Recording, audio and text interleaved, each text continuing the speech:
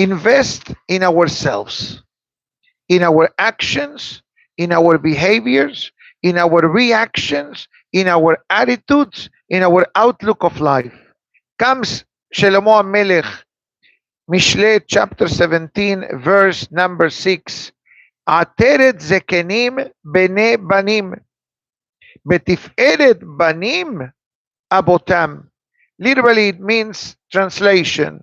Ateret zekenim, the benevanim, the grandchildren are the grandparents' crown. Betiferet banim, and the glory of the children, abotam, their parents. So we talk about three generations: grandparents, grandchildren, and the son in between. So far, so good? Nice. So let's dissect this pasuk for a minute. Comes the Biur Rashi. Rashi explains, Ateret zekenim, when the grandparents see, that's what Rashi explains, that their grandchildren are going in the right pathway, and when we mean what Shlomo HaMelech has in mind, the right pathway, it means on the spiritual level, that it follows our tradition, our halachot, and we are very proud of them. How much pride I feel, I sense, when a grandfather says, look at my grandson. And then you look at the grandson, and you look at the grandfather, and you say, how? The grandson is a Torah learner, student, and the grandfather is a wonderful person. But that's the beauty of our Torah. First of all, we don't judge the book by its cover. We don't judge the looks. But Shlomo HaMelech says, how common is in America mindset? The Jewish grandmother says, look at my grandson, the doctor. Remember that? Or my grandson, the accountant. Or my grandson, the Ben Torah. Learned, derech eres, midot tovot. So it says that the grandparents take a tremendous amount of pride in the well-being spiritually of the grandchildren. Betiferet banim, and the crown of the children, abotam, are their parents, which is an unbelievable concept that the Shlomo HaMelech says. The Midrash Tanhuma writes that the children also take a tremendous amount of pride about who their parents are. I met somebody yesterday, behind the scenes. I didn't ask permission to say the name. Very much connected to us. And he says, I'm Mr. So-and-so's son. So when I saw him, I said to him, I know your father from childhood. 40 years at least, maybe 35 years. And I know your grandparents the same amount. You see, 3 generations, wonderful people, one generation higher than the other in many ways, all good, but the results you see it later on in life. Shlomo HaMelech, David HaMelech actually says, Hazor'im bedim'ah, you plant with tears, which means with sweat. You make the effort, you make your sacrifices. Maybe you do not see the end result, the next week or the next month, but every time that we plant a seed, every day we do the irrigation of the plant, that brings a tremendous amount of kohot, of strength and powers, which are perhaps beyond our understanding today, but 10 years from now or 20 years from now, you'll see the results. And this is something that I can identify collectively as a kahal and individually in my own personal life. Bottom line, let's say my grandparents from both sides, the one that came from Halab, the one that came from Egypt. Okay? Wonderful people, nice people, basic traditional observance, not the way religion takes a turn today. Today, to be Shomer Shabbat is not complicated.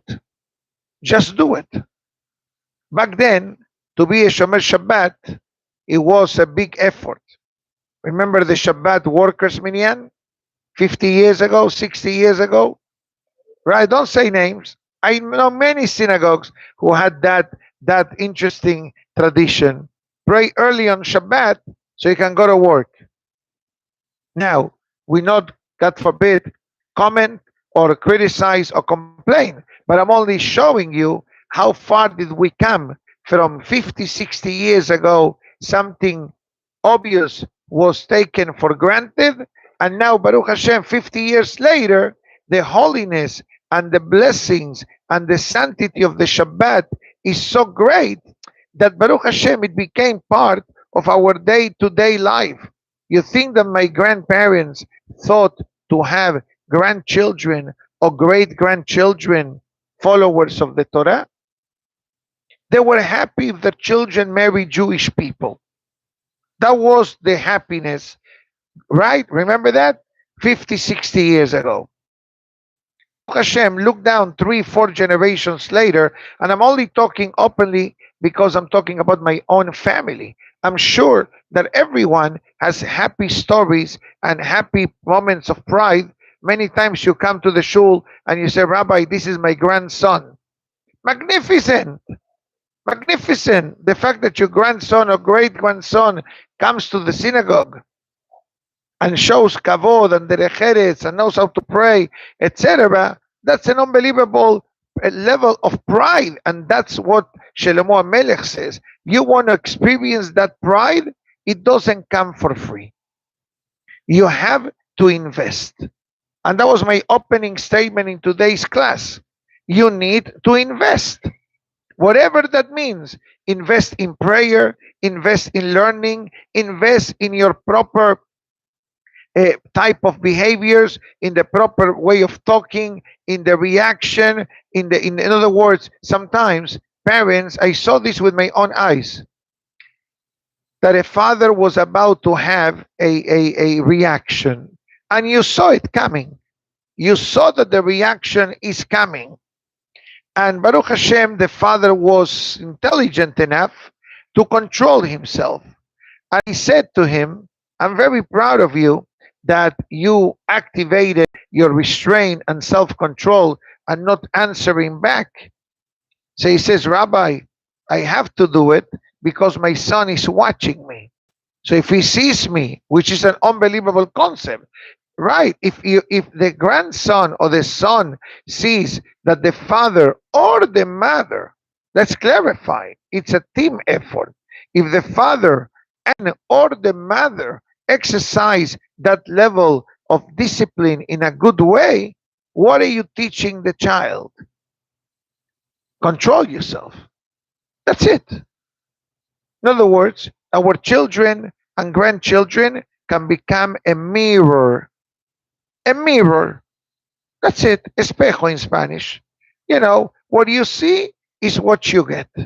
Powerful pasuk from Shlomo HaMelech. I love it. Very powerful to inspire us as parents, future parents, grandparents, future grandparents, great grandparents, great grandparents, whichever zachut Hashem gives you, to understand that whatever you do today is not only for today, but it's actually for your own family, for your own descendants, and for your own Shem Tov. Remember one thing, I said this yesterday night in the Sheloshim, in an Ereyat. And I said, bottom line, that when the Gemara talks about the apples don't fall far away from the tree. That statement that people say is actually sourced in the Gemara in Masechet Ta'anit. There were two sages that they were about to say goodbye to each other. And we know that when you depart, you should get a beracha. Today, three people came to me, Rabbi, I'm traveling back to Argentina, I'm going back to deal, give me a beracha, give me a halacha, etc. So the Gemara tells us that there were two hachamim, and one of them asked, before you leave, can you give me a blessing? Give me a blessing. If you come to me and you ask me for a blessing, I will tell you, it was great seeing you, have a safe trip, go back in peace. Nice blessing. What this rabbi gave as a blessing to his departing rabbi friend, he tells him a parable, a parable, a mashal, an example. And he says to him, Ilan, Ilan, bamea barechecha. He says, tree, tree, what can I bless you with? Peroteja metukim. Your fruits are sweet. Silcha nae. Your shade is magnificent. Amat maim obedet tahtecha. A stream of water, it's running, is flowing next to the tree. So what else the tree needs? You have beautiful fruit, delicious fruits. You provide a nice shade, and you have guaranteed irrigation system. What else do you need?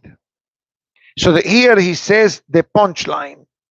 Yehi rason shekol netiot sheit'u mimcha hiyu kemotcha. May be the will of the Almighty that all the planting that will come from this tree, all the seeds that will come from this tree, may they be like you. What is the rabbi blessing him? May your children and grandchildren follow in your footsteps. And that's what we say, the apple doesn't fall far away from the tree. What does that mean? In a nice way. You don't say that as a negative statement. You usually, when you hear that comment, what does it mean in your eye? Is a compliment or a complaint? Hazako Baruch, Hacham. Yes. That's why I don't show you the camera. Okay. That's exactly what the Gemara says. It says this pasuk that we learned today. I find this pasuk to be very inspiring because it helps us remind ourselves, which with your permission, I'd like to add, if I may, one more statement on this topic. And the reason I'm saying it, because what I'm going to say is in this book, which I usually do not bring it to the class. But because it's next to me, that's my baby friend, my Tehillim book, my good friend from childhood. At the end, it has the very famous prayer of the Shalah HaKadosh. Shalah HaKadosh was a great rabbi from Europe who wrote many books of Torah. One of them was called Shene Luchot HaBerit, the two tablets of the covenant on the Torah, and many other books. His name was, I believe, Shmuel Halevi Horowitz. You want to see him? Go to Tiberias, go to where the Maimonides, the Rambam, is buried. You know that's magnificent. When you go to that cemetery, which doesn't look really like a cemetery, rise up the hill in Tiberias.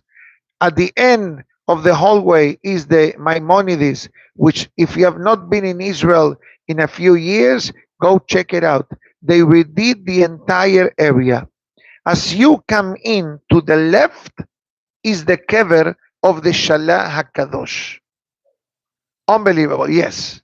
Now, so this great rabbi composed a prayer for the parents to say being of their children. The world says it on the day before Rosh Chodesh Sivan. The world, when I say the world, it means the world. Every website has it, Every synagogue sends it to their membership, including ours and many others throughout the world, to give the parents one day of praying, especially for our well children. Although I will tell you that many of us pray for our children daily. But this prayer is more spelled out. And I'm going to read, with your permission, maybe one paragraph or two very quickly to summarize what he says. He gives a whole introduction, one of the purposes of the creation of the world, the topic of procreation, bringing children to the world, and our mission is that the neshamot, the children that we bring down to the world, they should continue the legacy coming from Abraham, Isaac, Yaakov, should be another link to our own chain. So far, so good. And at the end, it says, I come to ask you, dear God, that my children, my grandchildren, my great-grandchildren, for eternity, they should be a kosher descendant. What does that mean, kosher descendants? That they should not have any blemish whatsoever. And the blemish, it can be understood in many different ways. One blemish could be in the behavior, in the attitude, God forbid, addictions, hasve shalom, and all matters related to it, or something even equally problematic and dangerous, assimilation, God forbid. And they should be good in your eyes and in the eyes of mankind. They should be followers of the Torah with midot tovot, with good behavior, and they should serve you properly, and they should have among them, and besides the Mehillah, it says, and Hashem bless them to be successful in their endeavors, and bless them for them to be healthy, and he should be kind, and he should be benevolent. And I also pray that among my children, they should be love, unity, and peace. Also, provide for them the suitable soulmate, the shidduchim. And please, God, also take my prayer of today, clone the prayer, and send it over to the shidduch of my descendants for the future. Why? כי זיכרון אחד עולה לכאן ולכאן. You can split the prayer in half, and both of them get 100%. Like in the stock market, don't you have options? So here you're telling God, God, do me a favor, take my prayer that I did, let's say, your grandson, let's call it Moshe, for example, and clone that prayer, and to whoever you decided, the way the Gemara writes, to be the soulmate of my grandson, deposit that prayer in her account. For what purpose? So as they grow, they will be spiritually suitable. You understand? Unbelievable. You're praying today, you're investing in the future. When that future will be, only God knows. But guess what? At least we are applying for an insurance policy. Unbelievable. And then continue saying, Hashem answered my prayer in the merit of Abraham, Isaac, and Yaakov, etc. And then the tefillah finishes with a Gemara that we all learned a few weeks ago, maybe a week or two ago, in the famous verse from Ubal Etzion, Lo yamushu mipicha, o mipi zaracha, o mipi zera zaracha, that the Torah and our mitzvot and maasim tovim should not depart from our mouth, us, mipi zaracha, our children, mipi zera zaracha, and our grandchildren. God says, your grandchildren till Mashiach comes. Basically, God says 3 generations of a family that they are following of the Torah and the mitzvot. Hashem says, I will keep an eye on them, that the Torah and the mitzvot, ki lo tishakach mipi zar'o, that will not be forgotten from our future. That means that whatever we do, besides bringing our connection with God, besides worrying about our spiritual well being, by default, we are activating that beracha and that benefit to our children and our grandchildren as well. Fascinating statement by Shlomo HaMelech, alav shalom. Unbelievable, magnificent. Nice. Nice.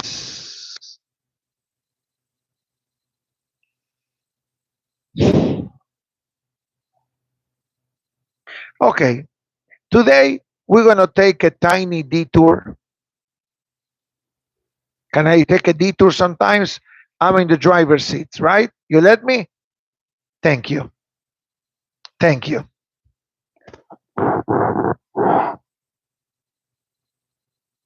It's like you go to a restaurant. In restaurants, sometimes they show you the menu and they have the today special, right? So today's special. That's it. So in today's parasha, and it's a great question. I never thought of this question till this moment today. In the beginning of the parasha, the Torah talks about the dedication of the Mishkan, correct? Hashem says, build for me a sanctuary and I will dwell inside of them.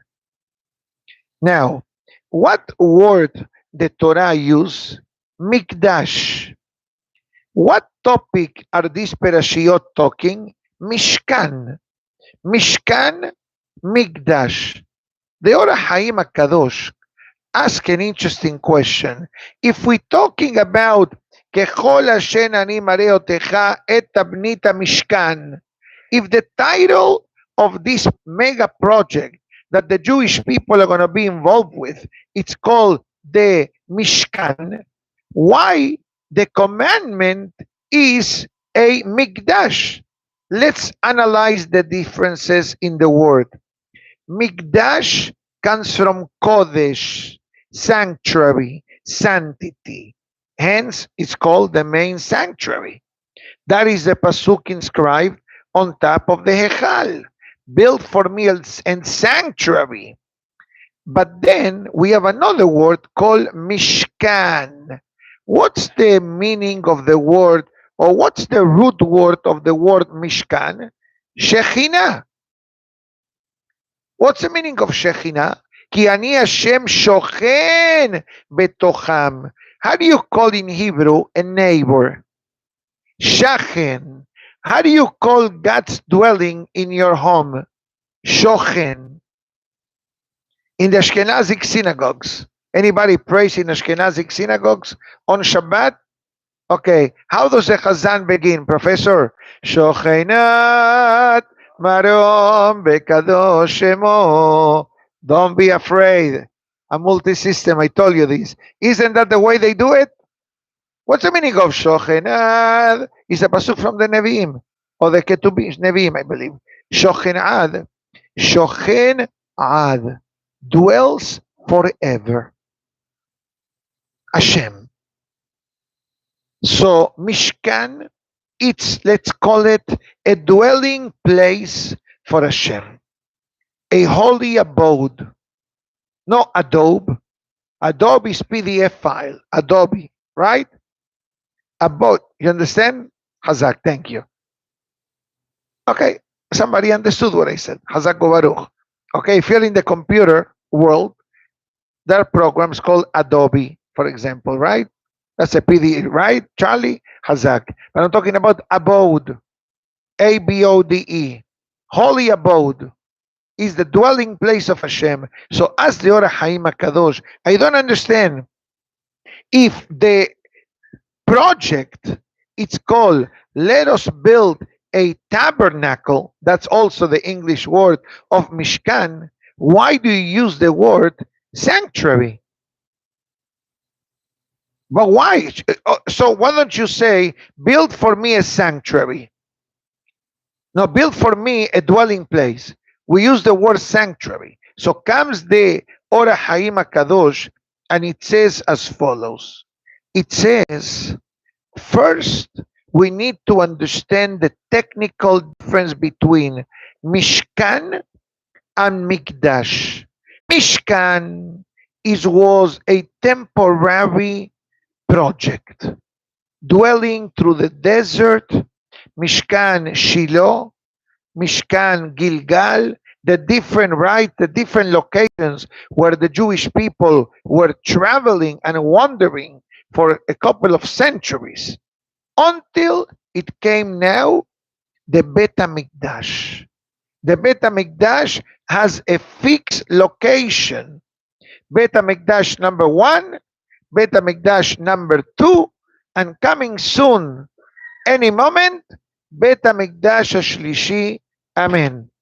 So the Ora Haim says, the Torah is telling us the Mishkan was a mega project. The Mishkan was a commandment given to the Jewish people. You know when? After Kippur. When it came the sin of the golden calf, there was strain in the relationship between God and the Jewish people.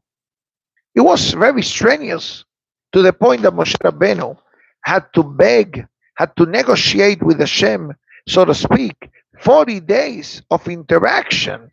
That's the reason why we do Selihot for 40 days, from the month of Elul, Rosh Chodesh, till Yom Kippur, because those were the days that Moshe Rabbeinu beseech Hashem for forgiveness. So we ride on the merit of Moshe Rabbeinu when we do Selihot. So what happened when Kippur came? Vayomer Hashem salachti kitbarecha. Moshe Rabbeinu, I forgive the Jewish people. Now we need to remedy the sin of the golden calf. How do we call the sin of the golden calf? Het ha'egel in Hebrew.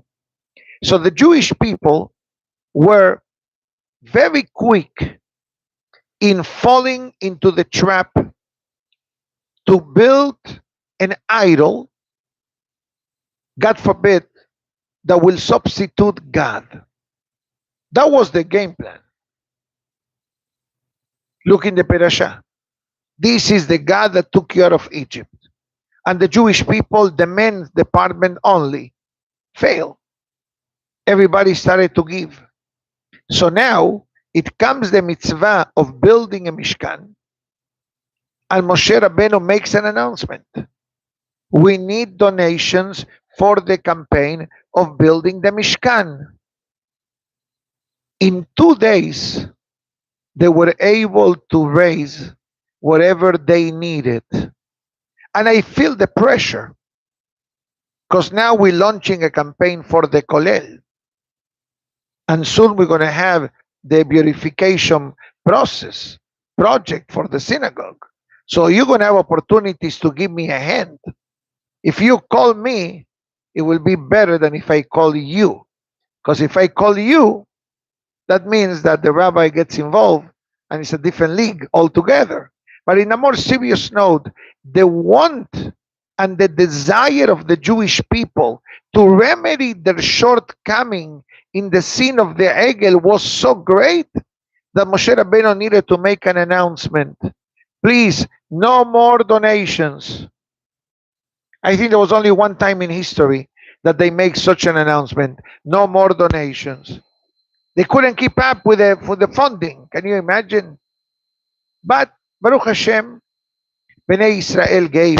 So comes the Ora Haim HaKadosh and says that the ultimate goal was the building of the Bet HaMikdash, which is a beautiful concept. And it says as follows, Be'asuli Mikdash, it says, the Ora Haim HaKadosh, that even though now we understand that Mishkan is a temporary dwelling and Mikdash is an eternal dwelling, difference, temporary, eternal. It's like you have a professional visa in the United States, then you transition from a visa to a green card, and after a certain amount of years, from the green card, you become a U.S. citizen. so to speak. So what's the ultimate goal of somebody that applies for a green card? To become a U.S. citizen. Hamavdil. I'm sorry to bring such a layman example, but definitely it's something very easy to relate to. But it says that even, and I'm going to add my 2 cents with your permission, which I think this is what the Ora Haim HaKadosh is saying. HaKadosh Baruch Hu says, even what you did was temporary, the Mishkan, but in my eyes, it's considered the Mikdash. I'm going to take this Sevara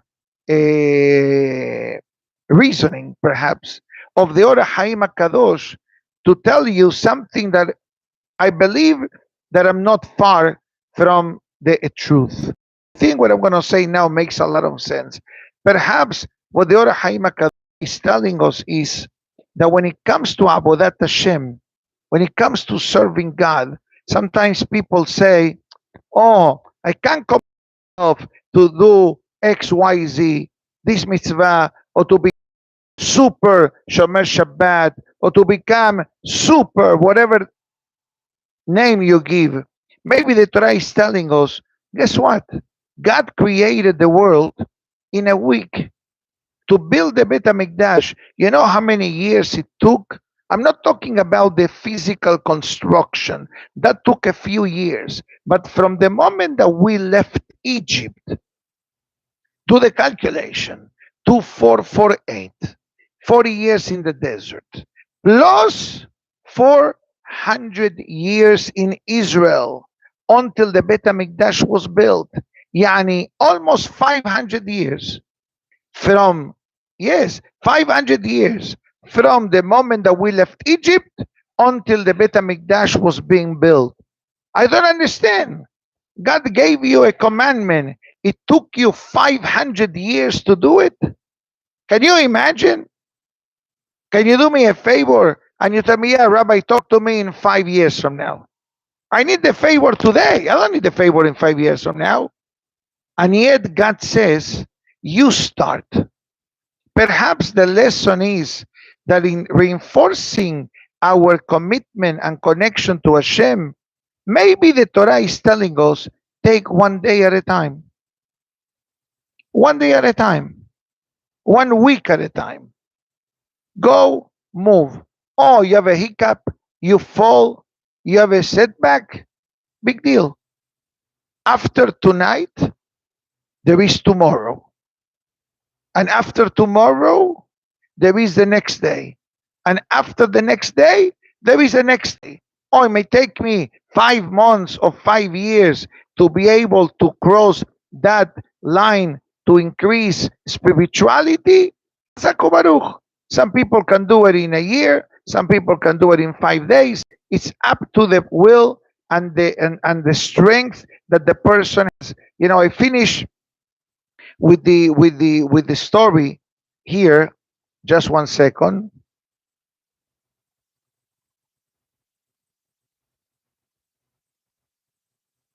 I finish with the story that happened with Rabbeinu Zusha. A few weeks ago, we spoke about the great Rabbeinu Zusha, the brother of the Noam Elimelech, which was a tzaddik of a mega dimension. Go back to itorah.com, look for my name, look for Rabbeinu Zusha, and you'll see a lot of the holy things that he said. And one time, I'm not sure if I said this in that class, but I'm going to tell it to you now. One day, as he was getting a bit older, the students found the great rabbi crying. He was crying. They asked the rabbi, Hacham, why are you crying? He says, I'm crying because I'm afraid of the questions Shamayim will ask me. So one of the students says, Hacham, I don't understand. You are afraid of the questions? We should be afraid of the question, not you. And they go over all the questions that the Gemara brings down that a person will be asked When it's time to meet the Creator, you can see them in Gemara Shabbat, second chapter, I believe. And after Rabbeinu Zusha listens to the questions and how the students were saying, Rabbi, question of learning Torah daily, you got a triple A, hoping for Mashiach to come. You sleep with a luggage next to your bed and a Shabbat suit, just in case Mashiach comes at night. You want to greet Mashiach not in pajamas, with your Shabbat suit. This was the level of emunah. Raising your children in the ways of Torah, Tzaddikim. It says all that is true, maybe, but I'm afraid of a question that no one can answer but me, myself, and I. What is the question? Basically, what he said was that Shamaim will ask the person, were you Zusha? I'll explain. Let's say somebody, I'm going to bring an example. Let's say somebody's name is called, I'm going to make a very fictitious name, Abraham Levi. So if your name happens to be Abraham Levi, it's pure fictional and coincidental.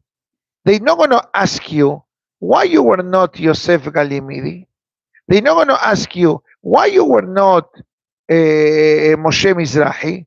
They're going to ask you why you were not yourself. You understand?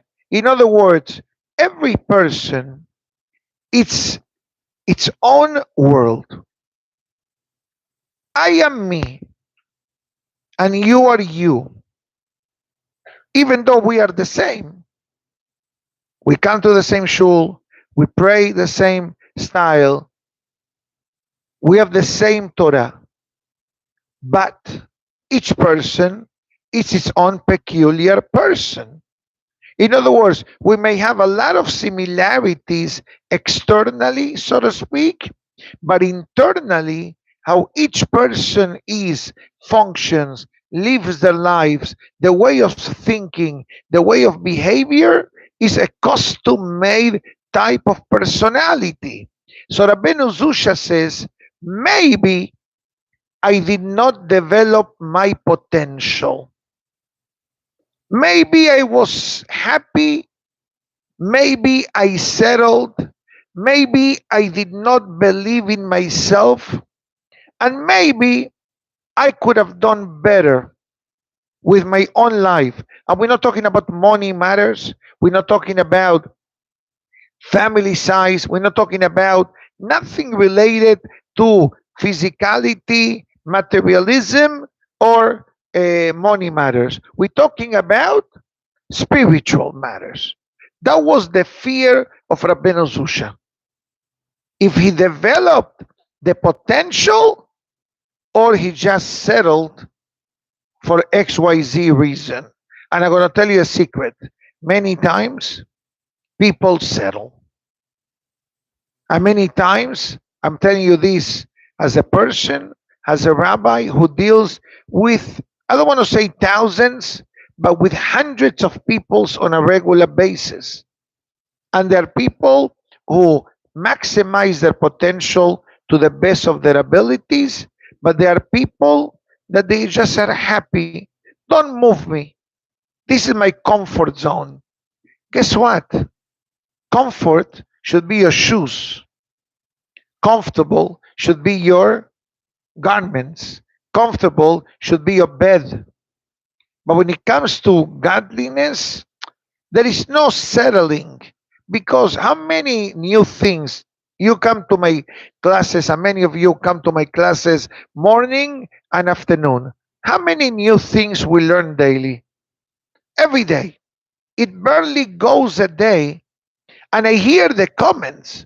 I see the comments. Wow, I never knew such a thing. I learn new things. What do you think? I have nothing to learn? The more I learn, the more I realize how little I know. I know myself. You think you know me. You know me up to a certain extent, But I know myself. I know that there is room to grow. And that's what the Ora Haim HaKadosh is telling us. Al Rabbeinu Zusha, rather, is telling us. It says, try to take an extra step. It's like a baby. I'm going to finish with this. One of the vessels that we built in the Mishkan was the Aron. Remember the Aron, the ark? What did the ark have on top? Shene Kerubim. The angels, how do you call this? Like the cherubs in English, it actually is come from the word Kerubim from Hebrew. The Pasuk writes, listen to the words, Ufenehem ish elahiv. They look at each other. What type of image was this angelic, so to speak, look on right here? Cherubim, okay? What type of angelic face this baby, Hazaku Baruch, and what they had? Baby face with the wings. Why baby face and the wings? I'll give you the answer. I'm 98.5, sounds like a radio station, 98.5. Okay, I don't know sure if that exists, but I figured that with the Sirius and whatever you have something, don't listen to it, may not be kosher. Maybe in Israel, right? Well, yeah, eventually yes, but I'm going to just concentrate on the first part of the statement. I think that this is explained by the Gaon of Vilna. The Gaon of Vilna says, you know why they had baby face? Because the baby knows that being a baby is only the initial stage of life.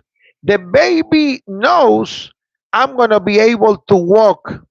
I'm going to be able to grow. From a baby, I'm going to become an infant. Then I'm going to become a toddler. Then I go to kindergarten, whatever labels they have. Then I'm going to go to pre-1A. Then I'm going to go to primary school. Then I'm going to go to middle school. Then I'm going to go to high school. And every stage is another prelude to the next stage.